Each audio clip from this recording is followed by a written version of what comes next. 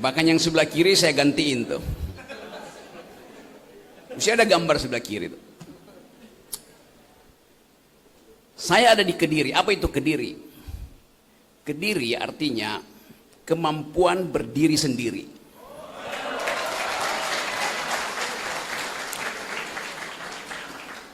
Jadi mengapa gambar hilang? Karena mereka atau dia tidak mampu berdiri sendiri.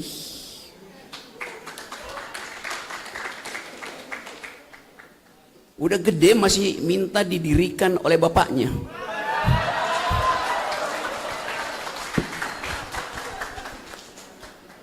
Prof, Pak Warek udah gelisah, Prof Warek. Ibu dari PAN, terima kasih Bu udah datang di sini, dan wakil rakyat hendak mengetahui pikiran rakyat, karena itu beliau tiba di sini. Tapi ada wakil rakyat yang kerjanya mau mengawasi pikiran rakyat, itu dungu namanya. Kita memilih wakil supaya kita tidak dibebani oleh pekerjaan teknis, bolak-balik mengawasi presiden. Jadi tugas dari wakil rakyat adalah mengawasi kekuasaan. Namanya anjing penggonggong. Tapi ada orang yang marah kalau saya bilang, Anda wakil rakyat artinya Anda anjing penggonggong. Bukan, kami bukan anjing, kami manusia. Iya tahu. Tapi dalam teori politik, watchdog itu dia tugasnya menggonggongi pemerintah, bukan menggonggongi rakyat. Nah, kalau ada anjing penggonggong yang gonggongi rakyat, getok aja palanya. Jadi ibu, seorang perempuan, dan pendidikan itu dimulai dari rahim perempuan. Rahim perempuan itu adalah fakultas kewarganegaraan pertama, fakultas hukum pertama, fakultas ekonomi pertama. Karena di rahim perempuanlah dimulai pemahaman tentang keadilan. Setiap perempuan yang hamil, dia ada dalam status membagi nutrisi dengan calon bayi. Jadi dari awal perempuan udah tahu cara membagi keadilan. Dia membagi kecemasan dengan bayinya, dia membagi nutrisi dengan calon bayinya, dia membagi vitamin dengan calon bayinya. Jadi kalau hak rahim itu terhalang oleh kebijakan ekonomi, maka kita mesti marah pada pemerintah.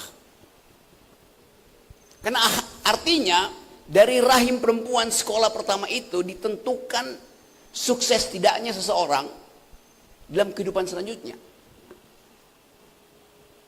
Itu yang kita sebut dalam statistik, berapa persen stunting yang bisa membatalkan pertumbuhan ekonomi 8%. Berapa persen stunting yang bisa membuyarkan harapan akan ada bonus demografi. Jadi rahim perempuan, disitulah dimulai masa depan negeri. Pendidikan artinya menghadirkan kemampuan untuk menganalisis persoalan, cuman itu filosofi pendidikan. Jadi kalau Anda mampu menganalisis persoalan, Anda bisa berpikir, saya tidak memerlukan pendidikan. Anda tidak memerlukan kurikulum yang sekedar memboroskan APBN, tapi dengan hasil IQ nasional kita sekarang tinggal 78. Bagaimana bersaing misalnya dengan anak-anak Filipina, anak Singapura, anak Vietnam, anak Thailand yang IQ-nya 100, 105, ada yang 115. Nah, kita mau periksa soal ini. Apakah turunnya IQ nasional itu yang menyebabkan negeri ini terpapar kemiskinan? Apakah kebijakan pendidikan kita seperti yang dimaksudkan oleh Ki Hajar Dewantara, Suwardi Suryaningrat. Nama aslinya kan Suwardi Suryaningrat. Tapi dia nggak mau nama itu dipakai karena itu ada keningratan dia ganti namanya Ki Hajar Dewantoro. Dari segi itu kita tahu filosofi Ki Hajar Dewantoro menghendaki supaya ada kesetaraan berpikir. Tidak boleh ada kelas yang lebih tinggi, tetapi memanfaatkan kedudukan kelasnya itu untuk mengatakan, karena saya kelas elit maka saya bisa berpikir. Dari situ kita belajar Ingarso, apa namanya, Sungtulodo, Ingmadia, Angun Karso, Tuturi Handayani. Itu versi resmi dari filosofi pendidikan kita. Selama Presiden Jokowi itu nggak berlaku. Karena yang berlaku adalah Ingarso Sung korupsi, Ingmadia bangun dinasti, Tuturi cawe-cawe. Itu yang terjadi begitu. Kesulitan-kesulitan itu yang ingin kita pastikan, kita bongkar dari sekarang. Tadi saya mulai dengan Kediri artinya kemampuan berdiri sendiri. Termasuk di dalam membuat kurikulum sebetulnya. Kalau Anda pergi sekarang di beberapa negara bagian di Amerika, Anda bilang, saya dari Kediri mau belajar di satu universitas San Francisco. Rektornya akan bilang begini, silakan mas, dia panggil mas, kamarmu ada di lantai 3, ruang kerja saya ada di lantai dasar, kata si profesor. Besok pagi kamu datang ke ruangan saya, bawa kurikulum yang hendak kamu pelajari. Mahasiswa sekarang disuruh menulis kurikulumnya sendiri.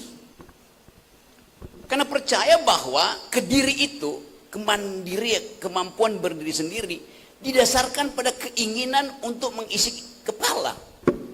Di kita pendidikan itu diisi kepalanya oleh negara. Ngaco. Ada standar kurikulum. Coba Anda bayangkan,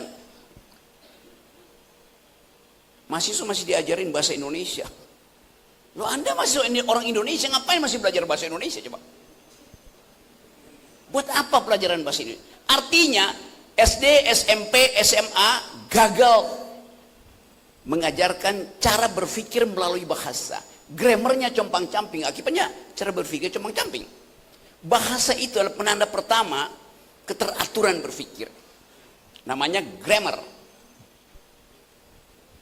Anda masuk universitas masih harus ambil mata kuliah bahasa Inggris. Padahal untuk bergaul dalam sistem internasional jadi mahasiswa harusnya udah bisa. Harusnya sampai SMA murid itu udah bisa berbahasa Inggris.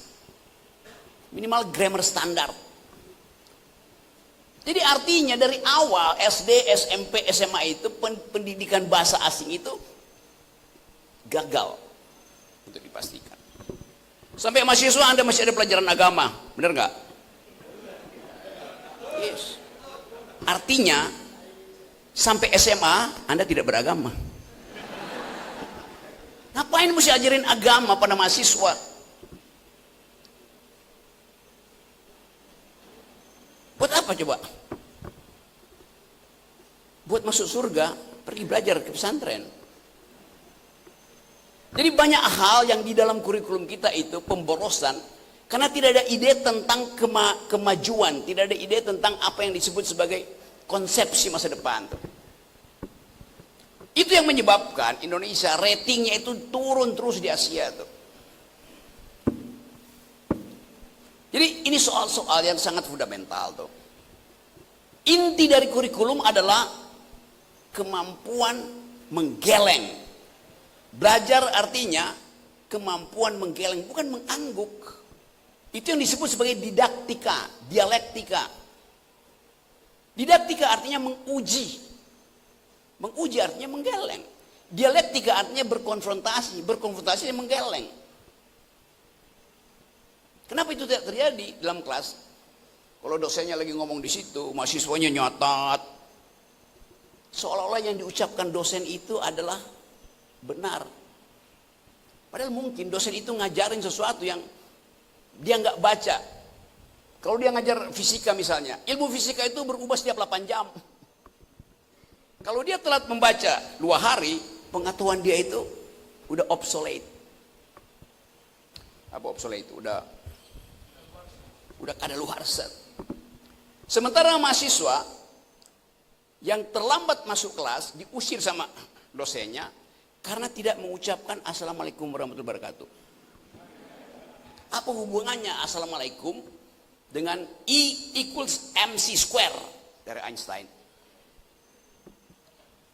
Itu namanya basa-basi. Si mahasiswa misalnya, kamu telat, gak boleh masuk. Feodalisme masih bekerja di ruang-ruang kampus tuh. Musuh utama pendidikan adalah feodalisme. Kalau si mahasiswa bilang, Pak, saya dengar dari luar Bapak menerangkan sesuatu dan itu salah Pak. Padahal mahasiswa itu memang tahu. Kenapa dia telat? Karena tadi malam, habis sahur, dia masih nongkrong di kafe dekat sini untuk cari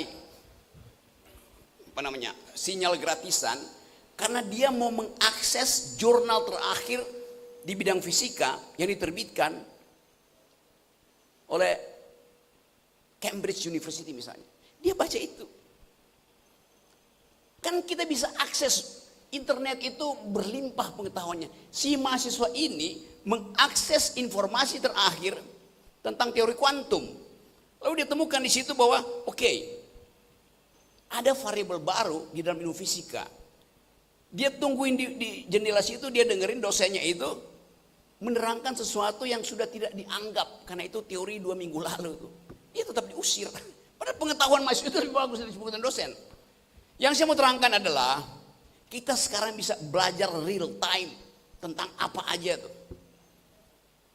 Nah konsekuensinya kecepatan berpikir itu seringkali digoda untuk dipertandingkan dengan keyakinan kebudayaan, keyakinan religius. Nah problem kita atau problem dunia hari ini adalah bagaimana pertumbuhan ilmu pengetahuan itu secara logika didampingi oleh kebutuhan untuk memastikan bahwa logikamu itu tidak boleh membatalkan etikamu.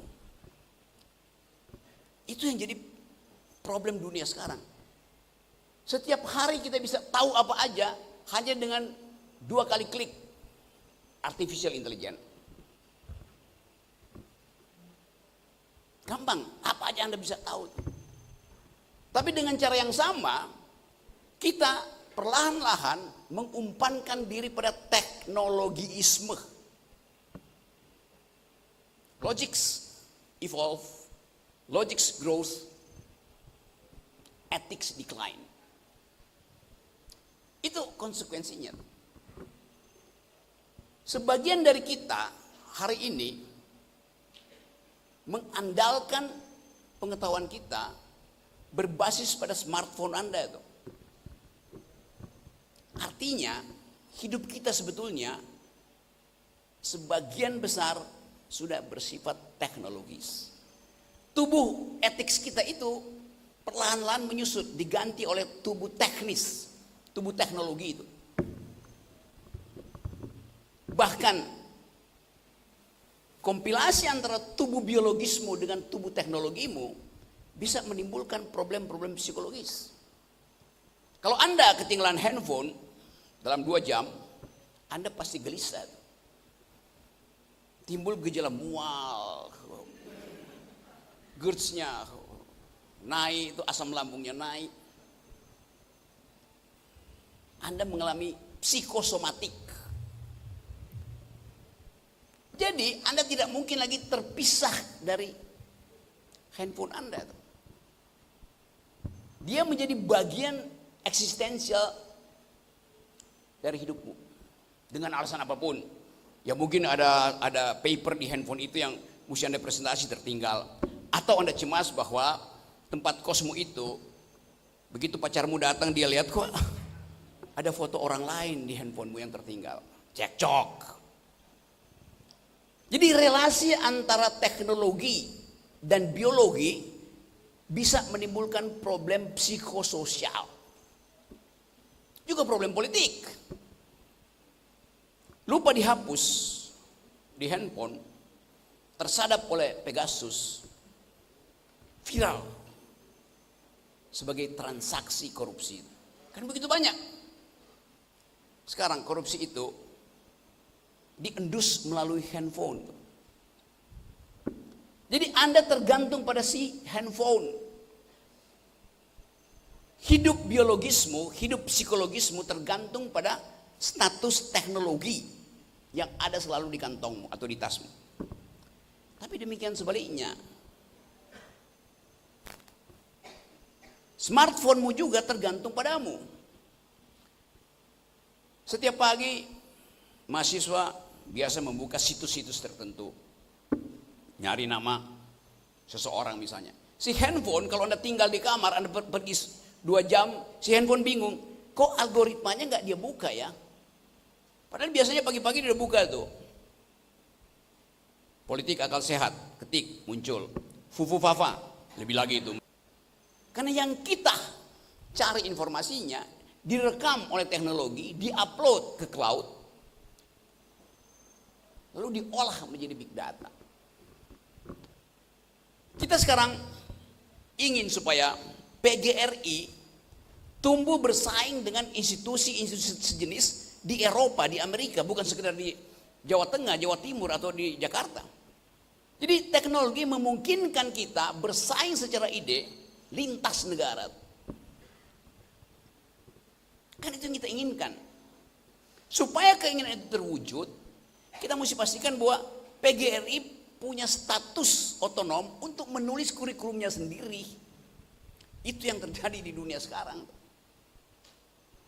Tadi saya terangkan tadi, satu gejala baru bahwa di beberapa kampus Amerika, Anda mau belajar, Anda harus tulis kurikulummu sendiri. Anda bisa bilang pada Pak Rektornya, Pak Rektor saya hanya mau belajar 4 hal. 1 tentang fisika, 1 tentang environmental ethics, 1 tentang feminisme, 1 tentang, untuk keperluan semacam itu. Internet dipakai buat gosip. HP kita, WA grup kita, kebanyakan isinya gosip. Jadi sekali lagi, teknologi memungkinkan kita belajar bahkan tanpa kampus. Itu yang memungkinkan kita bersaing secepat kilat untuk paling tidak berada di level 20 di Asia lah. Orang Indonesia yang belajar di Amerika itu ya, setiap tahun itu 8.000 tidak sampai 10.000 orang tuh. Cina yang belajar di Amerika itu 400.000 orang. Bagaimana kita bersaing? Kenapa kita tidak bisa bersaing? Karena kapasitas kita untuk menghidupkan pemikiran metodologis tidak diasah sejak kita ada di Indonesia. Sehingga kita gugup untuk bertengkar dengan profesornya di Amerika, sementara anak-anak negara lain itu ya dengan N aja. Angkat tangan, debat dekannya, debat profesornya, debat dosennya. Critical thinking hanya bisa dimulai kalau Anda meragukan keterangan semua dosenmu. Critical thinking hanya bisa diucapkan kalau Anda meragukan keterangan anggota DPR. Critical thinking hanya bisa dilanjutkan kalau Anda menggeleng terhadap Danantara, menggeleng terhadap makan siang gratis, menggeleng terhadap food estate, supaya timbul dialektika. Itu dasarnya tuh. Jadi sekali lagi teman-teman, kunci dari pendidikan adalah menggeleng. Masalahnya kenapa kita takut menggeleng? Culture matters. Kebudayaan melarang kita menggeleng. Jadi kebudayaan melarang kita berpikir. Itu masalahnya di situ. Ini berlaku di partai politik, berlaku di kabinet. Kita mesti perlahan-lahan, kalau nggak mau cepat-cepat, tanggalkan prinsip-prinsip feodalisme itu. Nah, kesempatan ini kita bisa diskusi panjang lebar untuk memperlihatkan bahwa mengucapkan pikiran itu bisa melalui tesis, bisa melalui disertasi, bisa melalui pameran seni, bisa melalui seni instalasi. Semua itu ada statement kita supaya menimbulkan statement terbalik itu. Sering saya katakan bahwa Anda hanya disebut berpikir kalau ada orang yang mempersoalkan pikiranmu. Pikiran yang disebut pikiran kalau ada pertengkaran pikiran. Kalau Anda berpikir dan tidak ada yang mempersoalkan, itu artinya Anda lagi berdoa. Beda berdoa dengan berpikir. Jadi mulailah teman-teman muda untuk menggeleng. Mulailah untuk mengatakan tidak. Mulailah untuk mempersoalkan. Anda bisa nulis disertasi tebel-tebel dan terlihat berat karena tebel 1000 halaman. Tapi kalimat pertama dibantah oleh kalimat terakhir. Akibatnya apa? Resultantenya 0. Itu yang dilakukan Bahlil. Ya. Bahlil memalukan. Lebih memalukan lagi rektor UI yang memberi kesempatan Bahlil untuk revisi. Loh, dia harusnya DO. Coba bayangin coba. Jadi yang DO itu rektor UI. Ya, saya mengajar 15 tahun di UI dan saya tahu itu. Dan UI bangga tuh. Universitas Indonesia akan jadi world class university. World class university. Disingkat WCUI. Di WC yang berkuasa bukan rektor, tapi rektum. Cari di Google apa itu rektum. Jadi teman-teman semuanya, coba kita jadikan hari ini sebagai pemberontakan pikiran tuh. Supaya kita punya dalil untuk diucapkan pada pemerintah. Kita punya dalil untuk mengatakan bahwa Indonesia yang berpikir bisa ditemukan kembali. Dari mana? Dari Kediri. Makasih.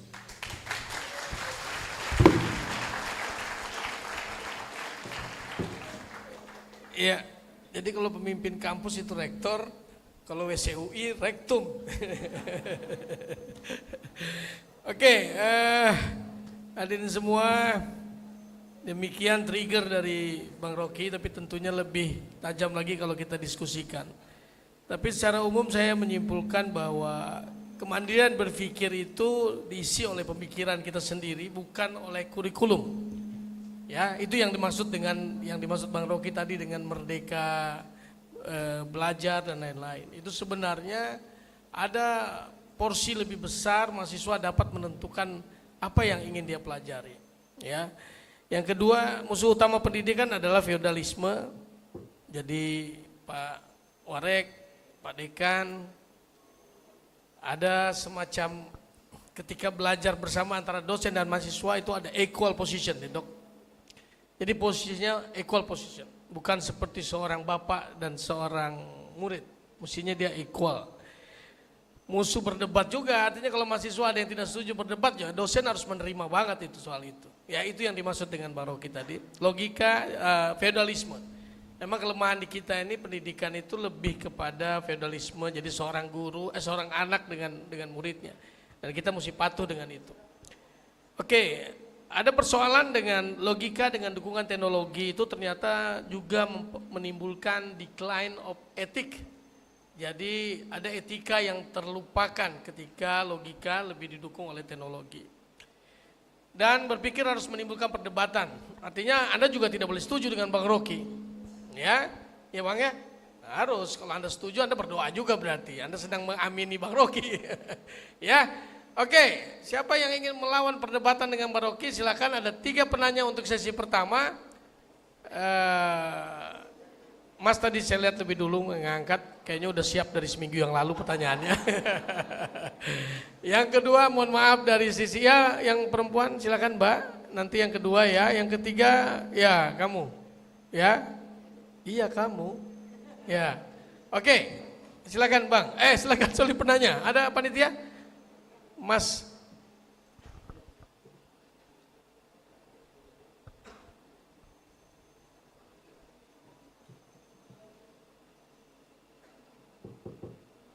Oke. Selamat sore, Assalamualaikum warahmatullahi wabarakatuh. Terima kasih atas kesempatannya di forum metodologi berpikir. Nama saya Nya itu apa? ya, Terima kasih atas kesempatannya. kesempatan diberikan waktu untuk bertemu para teman-teman, para akademisi dan beliau-beliau yang saya hormati di sini. Nyanya di situ. Itu nya panjang. Terima kasih untuk kesempatan ini. Kan Ya. kata benda kan. Siap. Ya. Ya. Ye.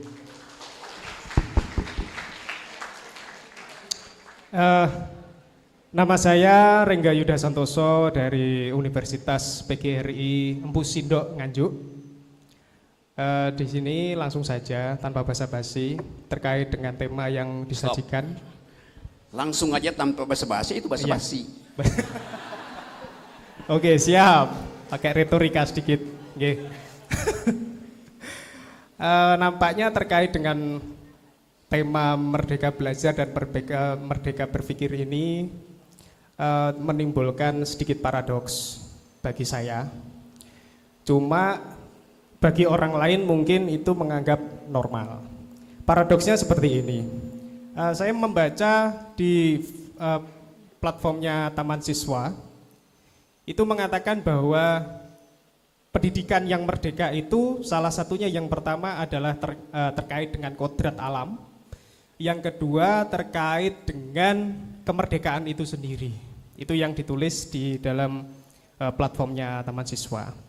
Nah, yang menjadi permasalahan paradoksnya di sini adalah terkait dengan sistem akreditasi yang menjadi konteks.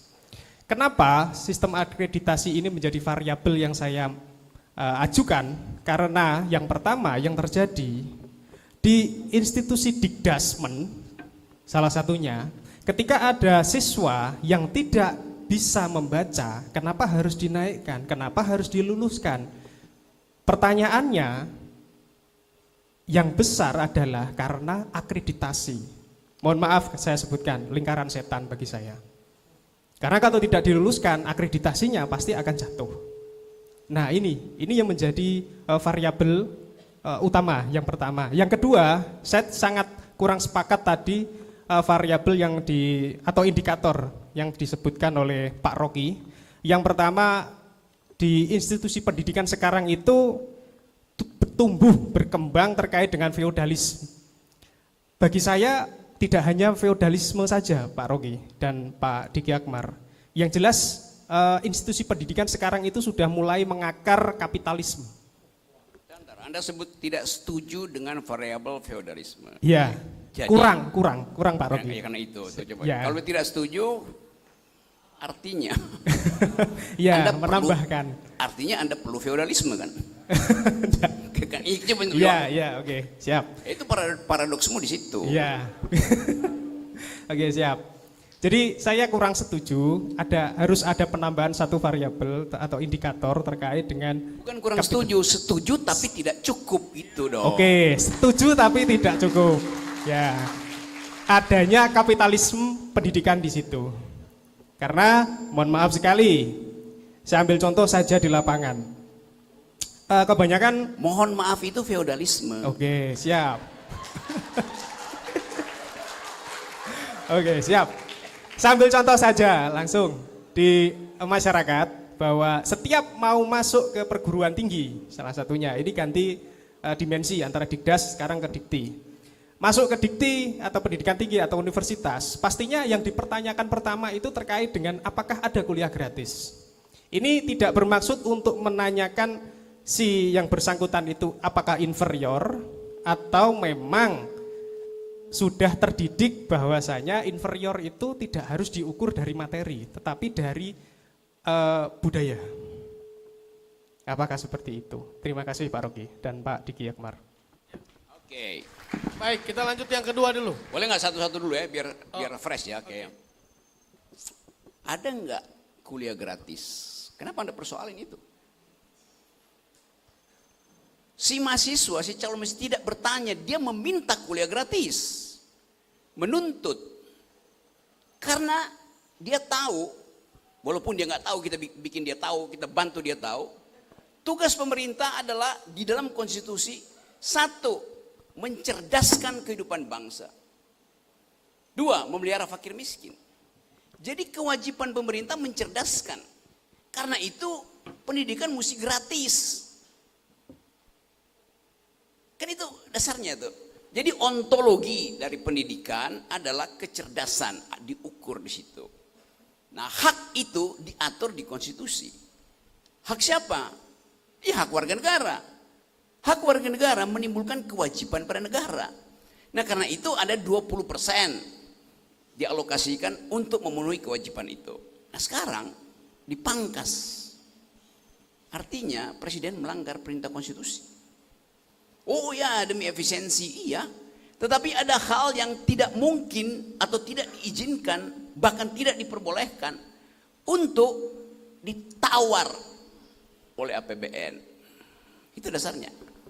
Lain dengan negara Amerika misalnya. Amerika, ya kalau Anda mau belajar, Anda mesti punya uang itu. Karena Amerika mengandung tadi prinsip libertarianism. Kita mengandung prinsip sosialisme. Karena itu negara mesti hadir. Jadi perbedaan paradigma itu menimbulkan tadi segala macam paradoks yang Anda sebutkan. Sekarang ada problem lagi. Dibujuk supaya bersaing akreditasi. Karena akreditasi itu sifatnya kuantitatif, maka semakin banyak yang lulus, semakin bagus akreditasinya. Dan itu yang kita sebut sebagai post-truth. Kebenaran yang sebetulnya hanya karena gengsi emosional dari rektor atau dari kepala SMA, maka dia lulusin supaya tampil akreditasi. Padahal yang diloloskan itu adalah bajingan-bajingan tolol. Kan itu dasarnya kan. Jadi udah tahu bajitol ya. Bajitol. No Rocky, no bajitol. Bajingan tolol. Nah itu yang kita pakai juga supaya akreditasi tinggi, maka mesti diluluskan Bahlil, mesti diluluskan menteri ini, mesti diluluskan Kapolda ini. Itu yang membuat tadi saya terangkan feodalisme itu di situ. Kapitalisme beroperasi oke. Kapitalisme dia tidak mampu untuk menciptakan persaingan yang tadi dasarnya itu tukar tambah. Kapitalisme adalah ide yang bagus sebagai prinsip kompetisi itu. Tetapi kapitalisme tidak boleh menjadi tadi social ethics. Kapitalisme itu metode persaingan. Nah di kita kapitalisme itu dianggap sebagai social ethics. Akibatnya semua orang dinilai dengan uang. Jadi paradoksnya ada di situ tuh. Oke, ya. Ya. Soal feodalisme dan kapitalisme di pendidikan itu harusnya masih menjadi makruh buat perguruan tinggi yang ada di Indonesia, Prof. Karena belum ada yang tahu. Sekarang PGRI udah tahu nih. Berarti haram hukumnya kalau PGRI sudah tahu, lantas kemudian masih ada feodalisme dalam pola pendidikan di lingkungannya. Begitu ya, setuju ya? Jadi mahasiswa sama murid itu, mahasiswa sama dosen itu equal ya untuk berargumentasi, berpikir. Tapi kalau soal kesopanan terhadap orang tua ya tetap wajib hukumnya ya. Oke, yang kedua, Mbak, silakan. Halo. Assalamualaikum warahmatullahi wabarakatuh. Enggak, yang kedua Pak, belum Pak, beliau Pak. Oh, karena tempat saja ya. Enggak Pak. Oh ya pemerintah. Apa tempat maksudnya? Enggak, saya memang tunjuk yang kedua ini Pak. Nanti saya beritahu lagi Bapak. Oke, terima kasih untuk kesempatan yang diberikan. Senang sekali rasanya bisa kembali ke alma mater ini untuk mengikuti seminar pendidikan. Terlebih pematerinya adalah Bung Rocky Gerung. Kamu kembali ke alma mater. Iya, Oh, kebetulan saya adalah alumni Universitas Nusantara PGRI Kediri. Enggak, jangan sebut alumni. Anda perempuan, namanya alumna. Laki-laki Oh, ya, alumnus. Alumni plural. Baik, terima kasih Bung atas revisinya. Nah, saya tertarik sekali dengan statement yang diberikan terkait tadi. Tadi bukan revisi, itu koreksi, beda. Oh, koreksi, ya, baik. Nah, barangkali ini nanti juga ada koreksi lagi, Bung. Tadi saya sempat mengutip beberapa kalimat yang Bung Rocky sampaikan, yaitu terkait jika pikiranmu tidak dipermasalahkan, maka esensi dari berpikir itu belum sampai, begitu. Nah, ini ada sedikit cerita, Bung. Jadi beberapa waktu yang lalu, kebetulan saya kan seorang guru di sebuah sekolah di Kota Kediri, tingkatan SMA, begitu. Nah, beberapa waktu yang lalu saya itu Bentar, saya mau pastikan menulis. dulu, kenapa Anda anggap jadi guru itu kebetulan? Menulis, maksudnya ini nih belum selesai, Bung. Jadi kebetulan beberapa waktu yang lalu itu saya menulis tulisan ringan saja karena pembacanya adalah anak-anak tingkatan SMA, begitu. Nah, ternyata tidak lolos publikasi, begitu, karena isinya adalah mengkritisi bagaimana tentang pemerintah. Nah, itu ternyata tidak diloloskan untuk publikasi. Nah, kemudian jika kita kaitkan dengan sistem merdeka berpikir, kurikulum merdeka, bukankah kita itu sebagai pendidik, kita juga ingin mengajarkan kepada siswa kita bagaimana untuk berpikir kritis. Tapi mengapa justru ketika kami baik dari siswa dan kami sebagai guru dan pendidik, ketika mencoba untuk berpikir kritis, kenapa dibenturkan dengan hal-hal yang sifatnya struktural? Seperti itu. Nah, bagaimana menurut Bung Rocky, barangkali ini juga bisa jadi nasihat untuk kami selaku pendidik dan juga barangkali bisa digunakan untuk adik-adik di sini calon pendidik, begitu, karena kan yang mengadakan ini adalah Fakultas Ilmu Pendidikan, begitu. Bagaimana nasihat barangkali untuk kami menempatkan posisi itu tadi, Bung. Baik, terima kasih. Selamat sore. Bagus pertanyaannya. Ketiga dulu, Bro. Apa mau langsung? Langsung ya. Langsung. Kita tinggalkan nanti. Ada sesi berikutnya. Oke, terima kasih. Ibu yang kebetulan menjadi guru. Padahal dia guru betulan, bukan kebetulan. Kita hidup di dalam dua culture reason. Setiap guru dibekali dengan kemampuan metodologis, itu namanya menggunakan reason. Setiap guru disebut guru, dia mesti punya attachment psikologi dengan anak-anaknya. Dipelajari di dalam psikologi pendidikan tuh. Namanya passion. Jadi begitu Anda berdiri di depan kelas, Anda harus mengatur kapan reason Anda didaratkan, kapan passionmu itu mengambil alih reason kan. Kan itu dua aspek pendidikan yang sering disebut dalam teori pendidikan, apa kognitif, motorik, oke lah. Tetapi begitu kita mulai bertatapan dengan mata murid, passion kita mulai bekerja di situ. Karena dia bukan benda, dia punya eksistensi. Apalagi kalau dia murid SD, SMA, kita bisa lihat anak ini sebetulnya ingin mengucapkan sesuatu, tetapi terhalang oleh kultur di lingkungan dia, di keluarganya, ada problem rumah tangga, bapak ibu segala macam. Nah, itu yang membuat guru itu melampaui menteri. Menteri itu cuma pakai, menteri mengambil kebijakan tanpa passion karena dia tidak berhadapan dengan rakyat. Bahkan dia bisa pakai big data aja untuk menyusun kebijakan.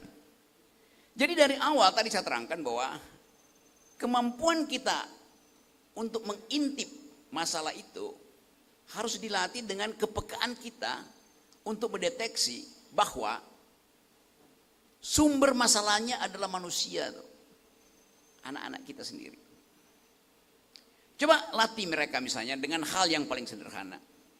Tadi ada mitos bahwa siapa yang datang di Kediri, presiden akan jatuh. Apa pembuktiannya?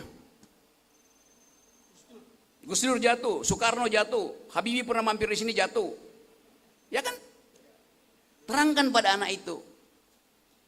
Itu yang namanya cara berpikir verifikasionis. Memverifikasi, mencari mana yang benar gitu. Anak juga mesti dididik untuk berpikir sebaliknya, falsifikasionis. Bagaimana caranya misalnya? Nah, 3 presiden datang ke Kediri, jatuh. Soekarno 65 datang ke sini, jatuh dia. Habibie mampir ke sini, 97. Jatuh dia.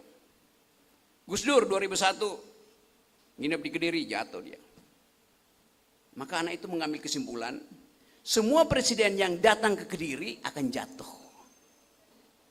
Itu namanya verifikasi itu. Cari satu angsa hitam untuk membatalkan dalil bahwa semua angsa itu putih. Itu prinsipnya itu. Siapa misalnya? Presiden Soeharto nggak pernah datang ke Kediri, jatuh juga. Bahkan dijatuhkan oleh mahasiswa Kediri, demonstrasi. Bukan karena mitos Presiden Soeharto jatuh, karena demonstrasi. Jadi begitu banyak contoh kecil kita bisa terangkan pada anak-anak baru itu. Di Jogja ada kampung namanya Kampung Pitu, benar. Kampung yang dimitoskan hanya boleh ada 7 keluarga di situ. Melebihi 7 keluarga rusak kampung itu. Dipelihara terus mitosnya. Orang takut menerangkan itu. Sekarang misalnya ada guru ekonomi dari PGRI melihat fenomena itu. Dia harus cari cara bagaimana menerangkan itu. Dalam ilmu ekonomi ada prinsip the law of diminishing return. Keuntungan itu satu waktu di dalam momen tertentu dia akan merosot. Contoh, kalau sawah sebesar ruangan ini diolah oleh 2 petani, produksinya tidak maksimal, ditambah tenaga kerjanya. 10 petani maksimal. Belum. 15 petani. Maka berlaku prinsip semakin banyak input, outputnya akan bertambah. Betul, tetapi ada batas rasionalitasnya. Bayangkan misalnya, sawah segede ini diolah setiap hari oleh orang sebanyak ini. Yang dia injek bukan lagi sawahnya, dia saling menginjak. Akibatnya produksinya 0. Bagaimana mungkin Anda nanam sawah dalam 1 hari dikerjakan oleh sekian banyak orang tuh, nggak bisa. Hal yang sama dengan prinsip tadi rasionalitas ekonomi itu, terangkan pada anak itu bahwa pada waktu kampung 7 itu konsepnya diucapkan, pasti ada soal kemanfaatan maksimal. Sangat mungkin hanya boleh ada 7 keluarga, karena air di situ terbatas untuk 7 keluarga pada waktu itu. Kan mesti ada keterangan akademis di situ kan. Law of diminishing return. Orang tua di Eskimo umur 50 harus dibunuh oleh anaknya. Melanggar sopan santun. Keterangannya adalah kalau dia tidak dibunuh bapaknya, anak-anaknya kehabisan makanan. Karena kesulitan makanan di Eskimo. Jadi selalu ada keterangan rasional untuk menerangkan fenomena ini. Itu caranya supaya kita bisa menimbulkan kuriositas si anak itu untuk berpikir sendiri. Prof, yang jadi persoalan dia belajar, dia mengajukan hal yang kritis kepada satu lembaga, saya nggak tahu lembaga apa pemerintah.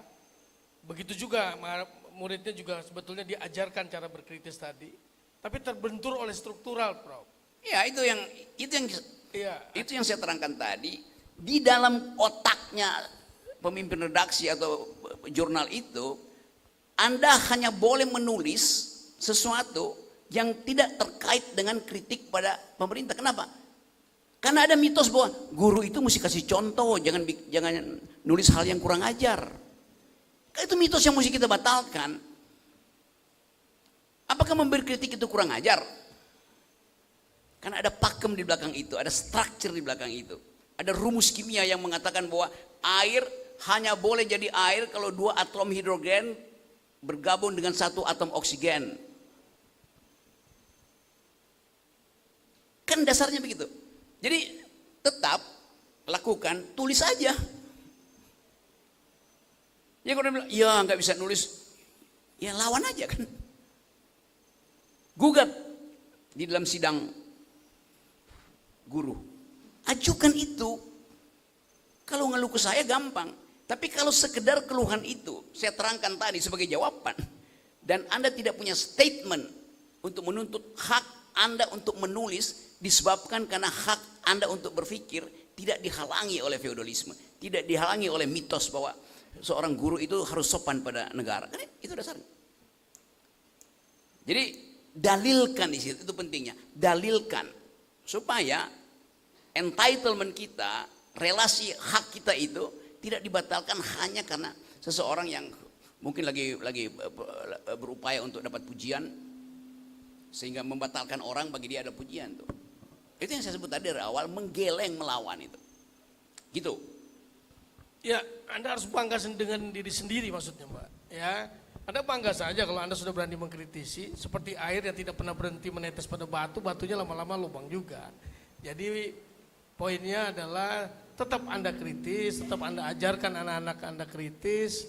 Persoalan benturan-benturan dengan itu sudah budaya yang susah sekali kita hancurkan. Tapi insya Allah Ketua DPRD baru bisa merubah suasana di Kediri tidak seperti itu. Ya Bu ya, kritis itu menambah pengetahuan luar biasa sebenarnya. Baik, yang ketiga tadi yang di belakang. Ya, Bapak nanti yang kedua pertama ya Pak ya. Ya, oke, silakan. Yang tadi ya, enggak. Ini masih termin yang tadi Mas, yang tadi dulu ya. Agak cepat ya Mas, nama biar banyak yang bisa punya kesempatan bertanya ya. Basa-basinya dikurangi.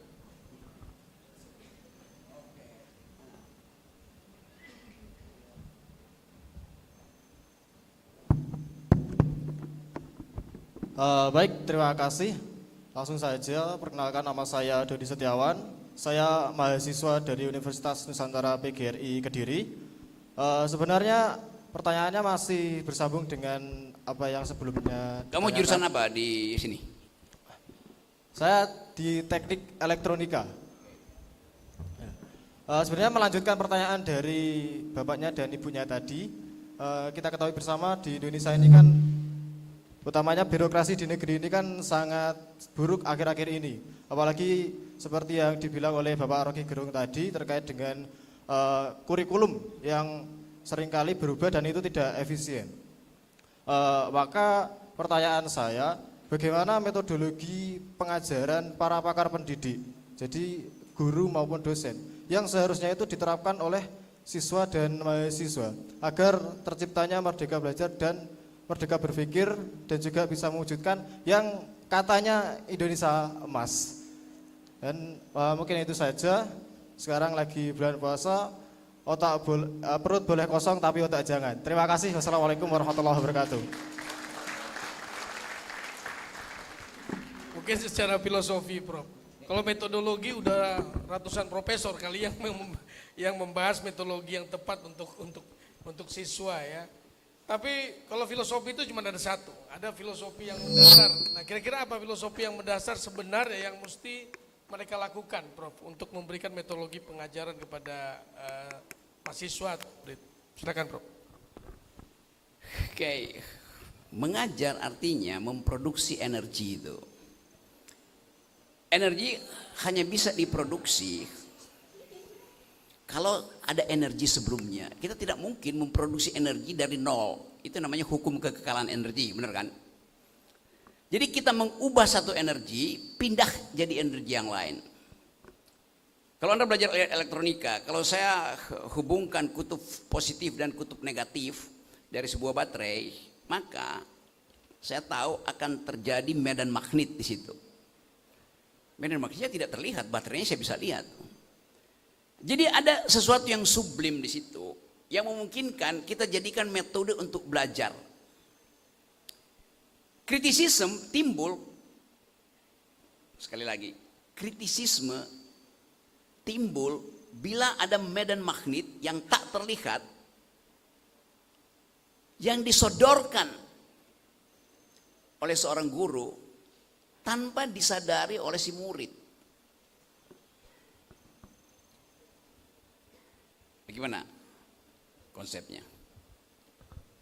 Bingung saya, Bro. Anda bisa menghasilkan energi itu kalau Anda tidak menempatkan diri di dalam voltase yang lebih tinggi dari voltase si murid. Anda anggap bahwa murid itu adalah teman berfikirmu. Itu maksud saya. Nah, kalau suasana itu dibangun, kan tidak terlihat suasana itu. Tapi dia bisa rasakan si murid. Pandangan matamu pada dia mengundang dia untuk berkomentar. Eye contact itu penting dalam pendidikan tuh. Bukan sekedar dalam romance, tapi juga dalam sains. Jadi sekali lagi, jadikan murid itu teman berfikirmu. Tetapi seperti medan magnet, jangan perlihatkan itu. Nah, setiap orang punya kemampuan untuk melakukan hal yang sama. Kalau dia paham bahwa dia berelasi dengan anak A yang mungkin indigo, beda dengan anak B yang mungkin memerlukan tambahan energi itu. Jadi tidak ada, kalau Anda sebut rumus dasarnya apa, enggak ada rumus dasar di situ. Karena guru artinya ada di dalam suasana. Dosen enggak perlu lagi itu. Dosen tahu bahwa oke, di depan saya itu adalah mahasiswa, dia udah masuk universitas, artinya dia mau duel argumen, oke. Tapi psikologi perkembangan tidak begitu. Anak SMP pasti masih ada, oke, itu guru itu adalah panutan.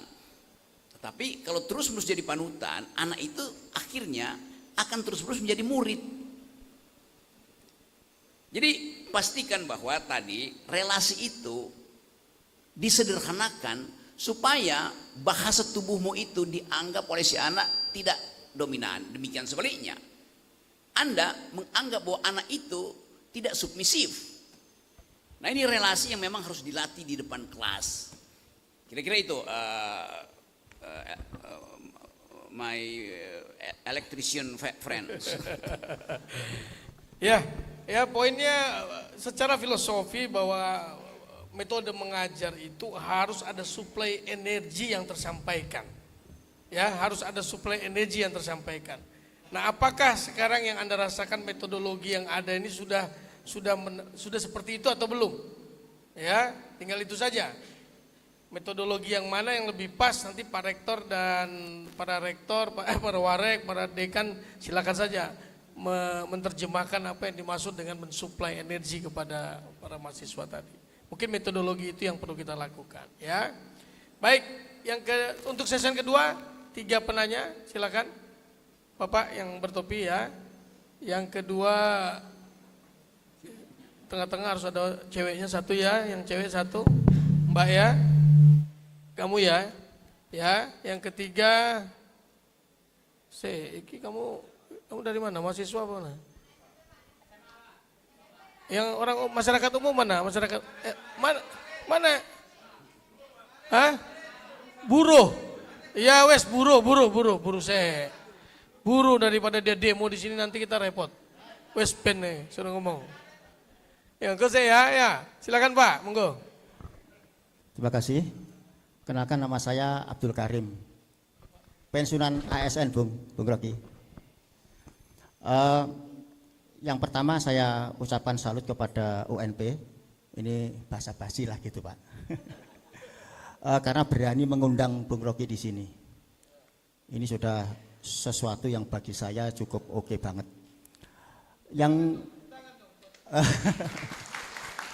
ya. Cuma nanti buntutnya jangan sampai ada sesuatu, misalnya nanti kaprodinya atau dekanya nanti digeser-geser, mudah-mudahan tidak gitu aja.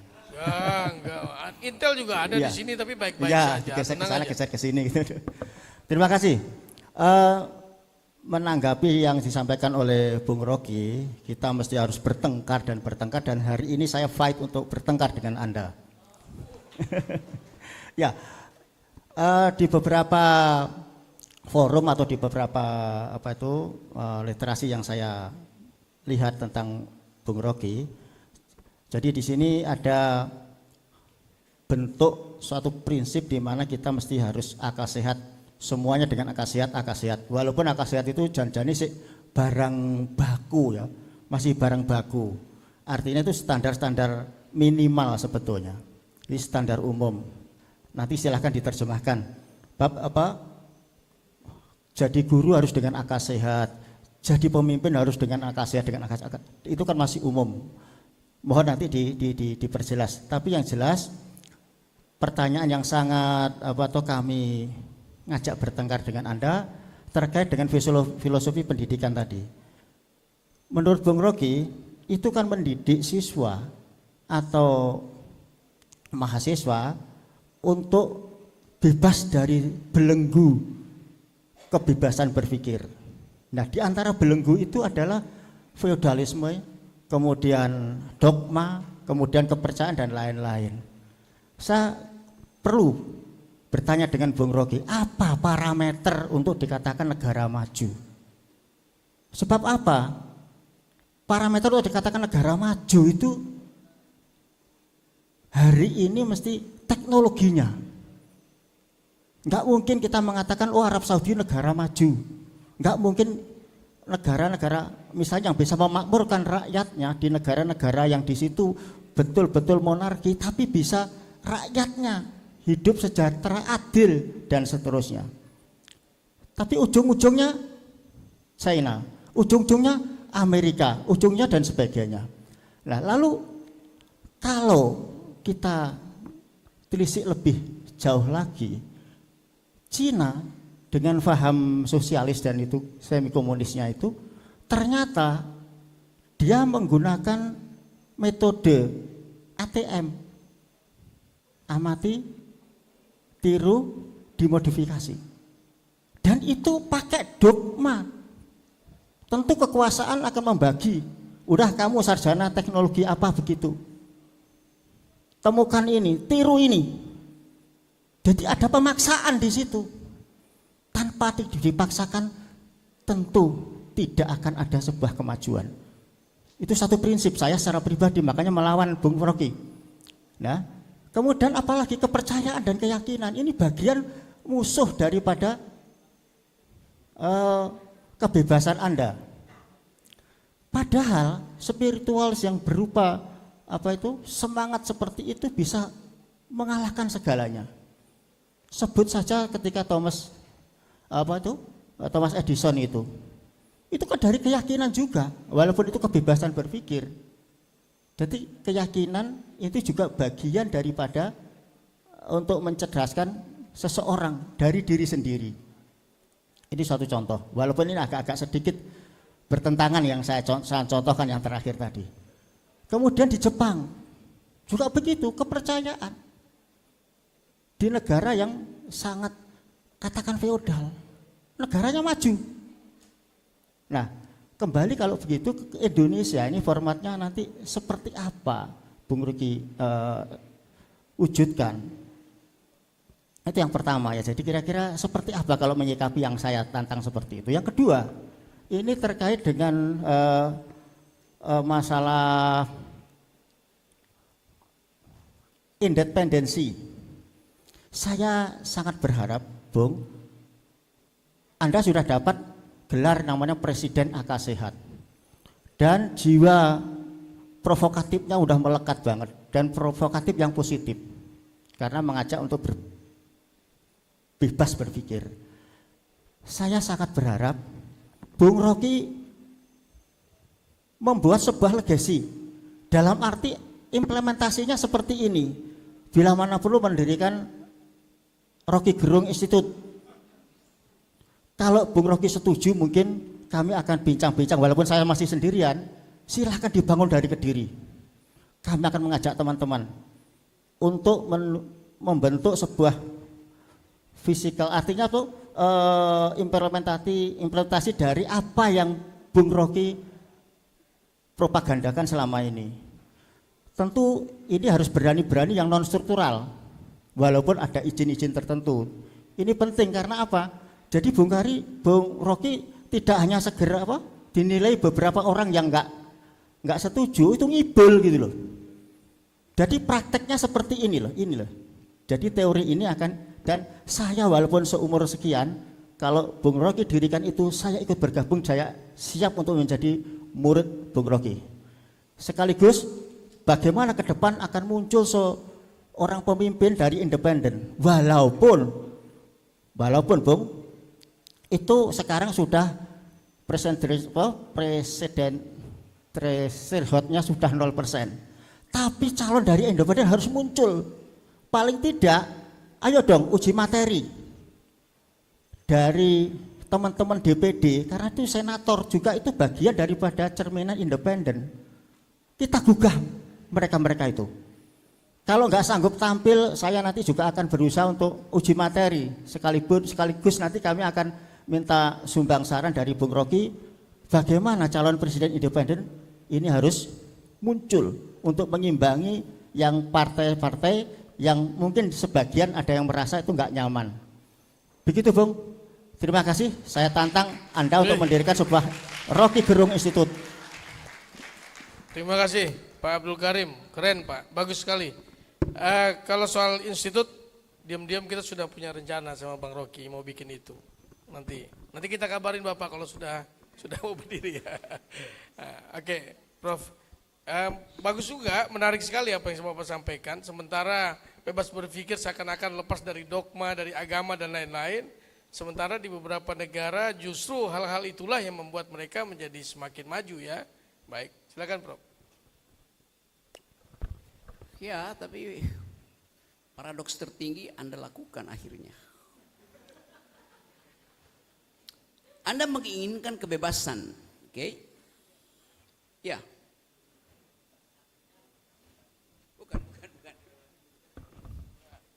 Anda ingin ada kebebasan, tetapi kemudian Anda bilang, institutkan kebebasan itu. Tahu nggak artinya institut? Hentikan kebebasan, itu maksudnya institut. Maaf Bung, kami tidak dalam arti memparadokkan begitu, tidak. Artinya Gini. saya ingin buktikan Anda ada solusi seperti apa. Toh realitanya seperti itu gitu loh. Nah itu. Oke. Toh realitanya seperti itu. Jadi menyerahlah karena realitanya seperti itu. Loh, enggak. Sekarang menantang untuk Bung Rocky ada solusi seperti apa coba? Sebab rasanya sulit itu. Cina itu sangat kapitalistik. Semua hasil adaptasi, semua hasil kompetisi, semua hasil inovasi itu terjadi karena ada kompetisi di antara kapitalis-kapitalis kecil bahkan di tingkat desa. Outputnya dikendalikan negara, begitu yang terjadi di Cina. Bukan dia niru-niru, disuruh kompetisi itu. Tuh, salah baca Cina tuh. Yang terjadi begitu, state capitalism menjamin ada kompetisi. Bukan di dalam wilayah politik, tapi di dalam wilayah pikiran. Yang terjadi di Cina begitu. Ada kebebasan nggak di Cina? Ada. Di mana? Ya dalam kompetisi itu.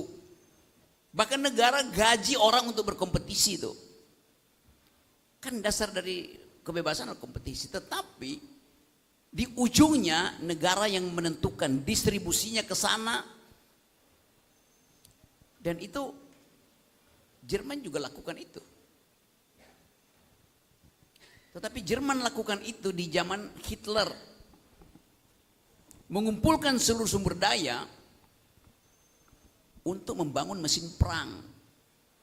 Jadi selalu ada social konteksnya tuh. Cina konteks sosialnya adalah dia mesti feeding 2 miliar manusia yang ada di situ. Jerman terganggu harga dirinya karena 2 kali kalah dalam perang. Nah kita Indonesia tidak didesain untuk hal semacam itu. Karena Indonesia tidak ada prinsip civis pacem para bellum. Kan kita pakai prinsip harmoni.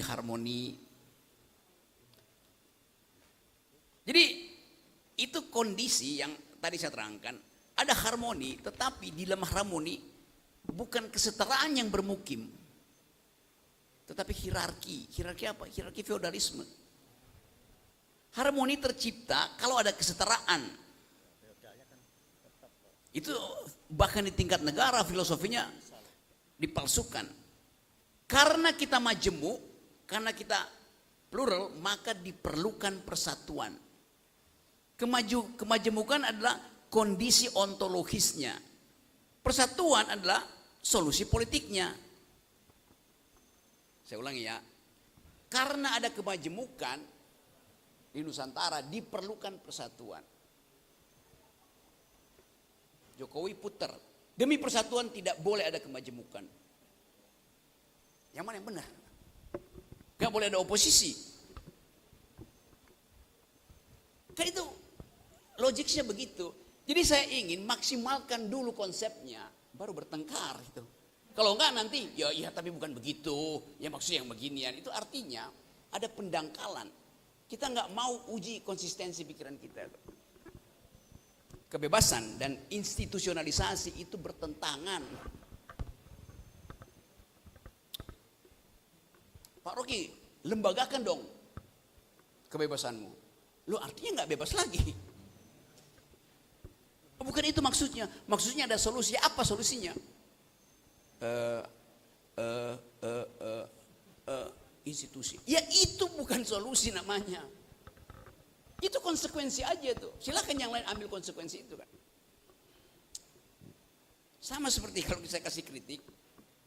Iya tapi Rocky Gerung itu forum diskusi akal sehat cuma kasih kritik terus menerus. Apa solusinya tuh? Loh saya memilih menjadi kritikus. Bukan pemberi solusi. Gak lengkap dong. Oke, kalau mau lengkap saya mau jadi pemberi solusi. Saya mesti ambil kebijakan. Di mana? Ya jadi menteri. Ya kenapa gak jadi menteri? Menteri itu disuruh-suruh presiden. Ya kalau begitu ya jadi presiden. Kan gampang logikanya kan. Jadi saya tahu bahwa kedunguan itu mengalir karena kita tidak mampu bukan tidak mau berpikir, tidak mampu mempertahankan konsistensi pikiran. Ada lampu di atas itu tuh. Bapak pensiunan. Oke. Hati-hati tuh lampunya mau jatuh tuh. Udah bergoyang tuh, Pak. Oh enggak juga. Saya insya Allah sudah teruji Bang. Udah apa? Sudah teruji. Saya sudah lewat pensiun sudah hampir 5 tahun. Ya. Sehingga saya semangat. Makanya ketemu Bung Rocky di Kediri apapun ya saya ini gak ada urusan dengan itu. Saya cuma tanya tadi. Ya. Pasti asuransi kesehatan Bapak itu tidak berlaku lagi karena udah selesai ASN kan. Pak di atas tuh lampunya bergoyang mau jatuh tuh. Solusinya apa Pak Rocky? Jangan asal ngomong doang. Ya urusan Anda mau lari ke kiri apa ke kanan. Kayak itu logiknya begitu. Saya memberi kritik bahwa lampu itu bergoyang. Tapi nggak ada solusi. Solusinya kabur dari situ kan nanti kena. Ya nggak apa-apa kena. Oh ya berarti masih ada asuransi itu. Ternyata pensiunan. Jadi itu yang saya maksud. Orang menagih sesuatu tanpa dia tahu bahwa urutan berpikirnya itu keliru akhirnya. Tapi saya paham psikologi. Kenapa? Karena ada semacam pepatah di Indonesia. Kritik tanpa solusi itu omong kosong.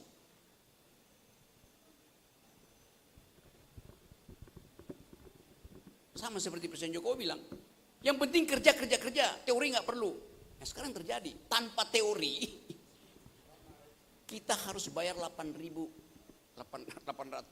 triliun bulan depan dan nggak ada uang. Bung, kalau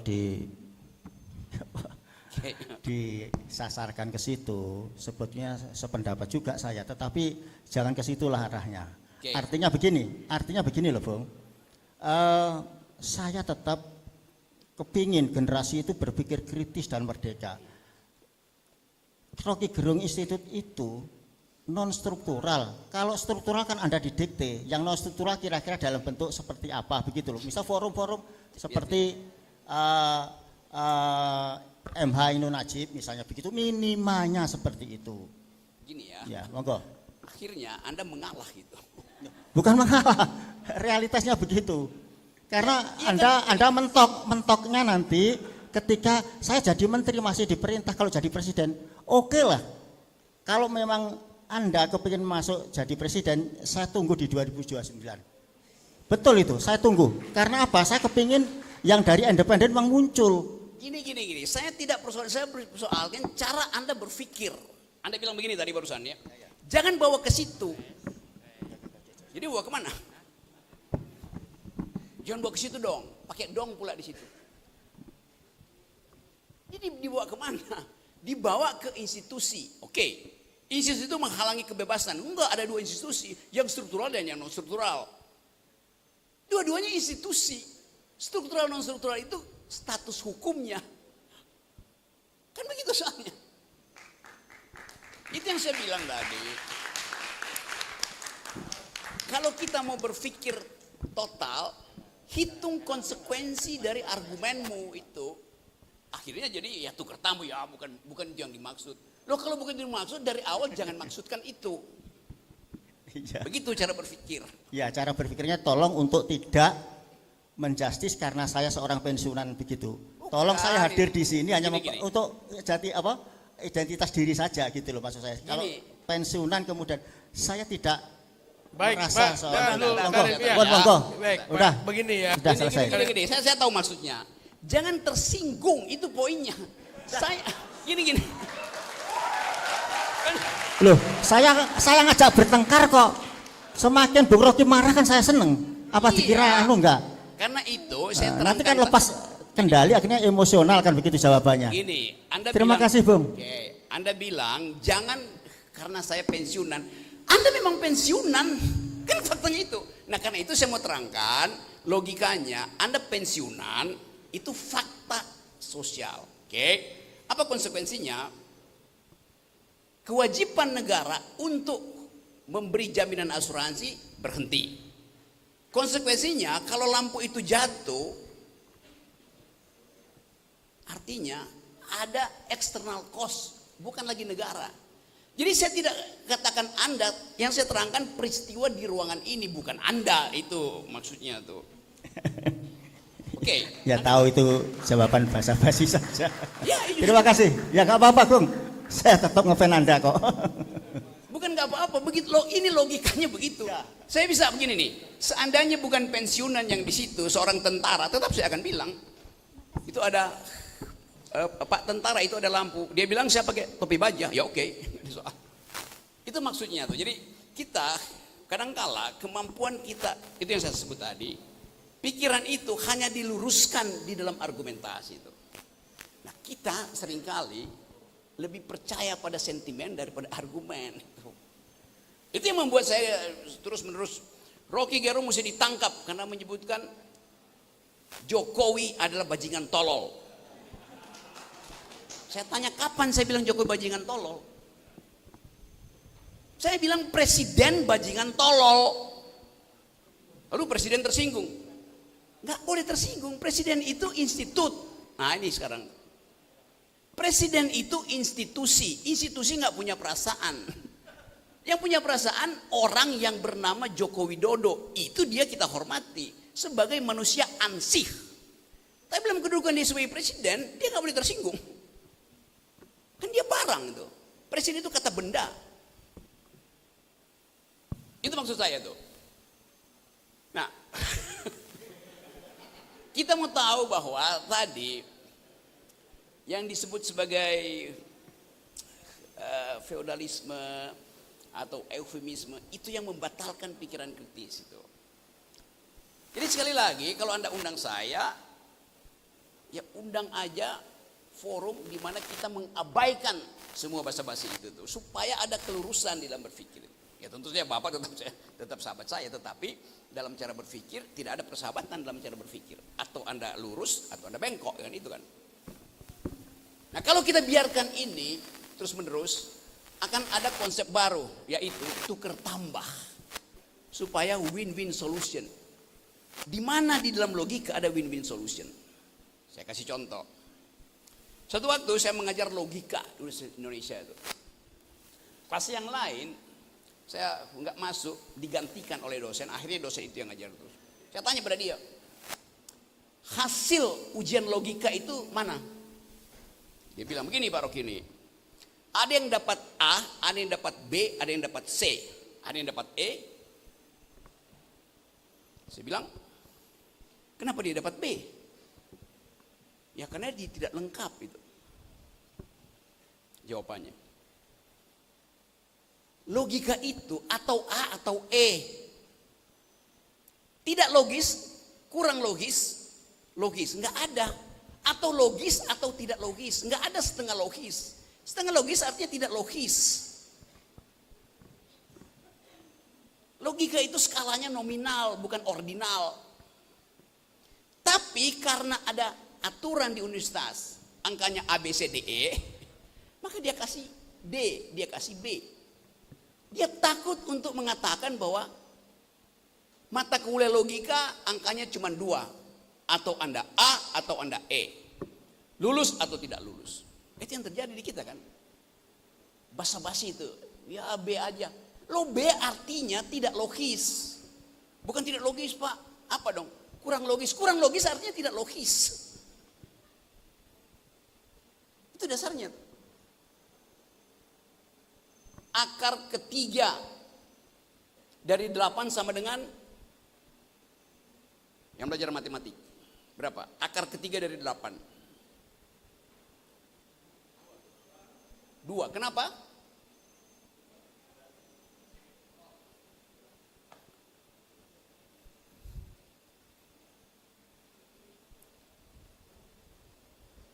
Karena 2 kali 3 tambah 2 adalah 8. Benar kan? Benar nggak? Iya, 2 kali 3 tambah 2 ada 8. Benar. Tapi penjelasan mengapa akar ketiga dari 8 sama dengan 2 bukan karena 2 kali 3 6 tambah 2 8. Tapi karena 2 kali 2 kali 2 itu 8. Lurusnya begitu. Tapi kan Pak sama-sama 8. Ya, sama-sama 8, tapi cara mendapatkan 8 itu yang satu salah, yang satu benar itu. Assalamualaikum warahmatullahi wabarakatuh. Baik, ya. Jadi mungkin perlu kita klarifikasi sedikit bahwa apa yang Bang Rocky lakukan di forum-forum seperti ini adalah mengkritik dan memberikan masukan terhadap kritikan terhadap sesuatu. Tapi tidak bisa dituntut solusinya Pak, karena memang kita bukan pembuat solusi. Ya, kita hanya pembuat wacana untuk melakukan suatu kritis terhadap itu, kemudian kita sendiri yang mengimplementasikannya seperti apa. Yang menarik dari pertanyaan Bapak tadi sebenarnya adalah begini, Bang Rocky, mohon maaf. Jadi di suatu negara bebas berpikir, tapi kemudian ada dogma ternyata juga memberikan kemajuan positif. Begitu ya Pak ya? Kemudian bebas berpikir, kemudian ada juga religiusme di Arab misalkan. Akhirnya bagus juga dia. Artinya ketika bebas berpikir tanpa agama, tanpa dogma juga tidak menjamin bahwa itu lebih baik daripada itu. Begitu Prof maksudnya? Iya itu bagus itu. Ya. Karena ada yang disebut diskresi di dalam kebudayaan tuh. Tadi saya sebut istilah culture matters. Tetapi yang diskresi itu jangan paksakan di dalam cara saya menangani hal yang sama. Jadi Pak Rocky bebas berpikir, tapi Pak Rocky juga mesti pakai dogma. Paksaan, seperti apa? Seperti Cina tuh. Loh Cina itu partai komunis. Kalau begitu saya buatkan partai komunis dulu di Indonesia. Kan itu poinnya begitu selalu. Jerman juga pernah begitu. Iya, saya mesti jadi Hitler dulu tuh. Itu yang saya sebut tadi, cara membandingkan itu tidak dipakai sebagai alat untuk mengukur, tapi alat untuk memaksa tadi itu. Nah kesalahan tadi Bapak di situ, tapi nggak ada soal di situ. Itu pluralisme pikiran begitu. Tetapi kita mesti ambil konsekuensinya kan. Pakai dogma apa? Ya dogma Cina. Jangan Pak Rocky, bahaya. Pakai Pancasila. Lo Pancasila itu gagal kalau tidak dipaksakan. Kan begitu cara berpikirnya. Kan kita Pancasilais. Kalau begitu Pancasila juga bisa dipakai dogma di Cina. Ya nggak bisa. Itu problem epistemiknya di situ tuh. Nah, itu yang saya sering sebut bahwa ini ya semua menteri yang ngomong ya kita bicara tentang bonus demografi. Dari menteri A sampai menteri B beda pengertian bonus demografi itu.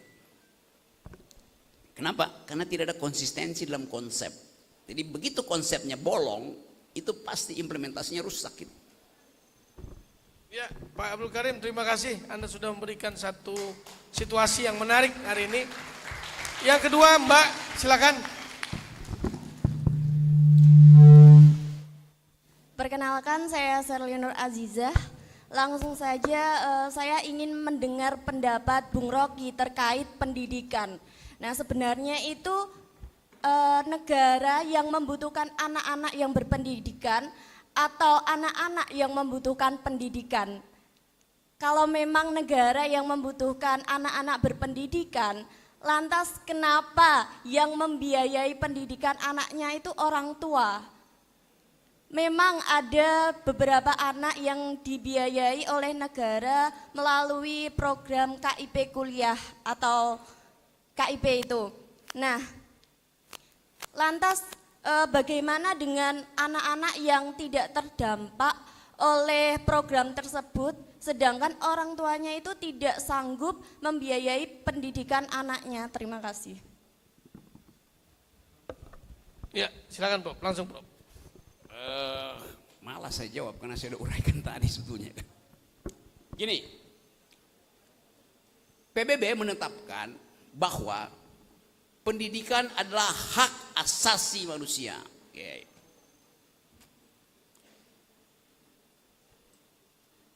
Karena itu menjadi kewajiban negara untuk memenuhinya. Boleh nggak saya nggak mau dididik, boleh aja. Karena disebut hak asasi. Hak itu statusnya fakultatif.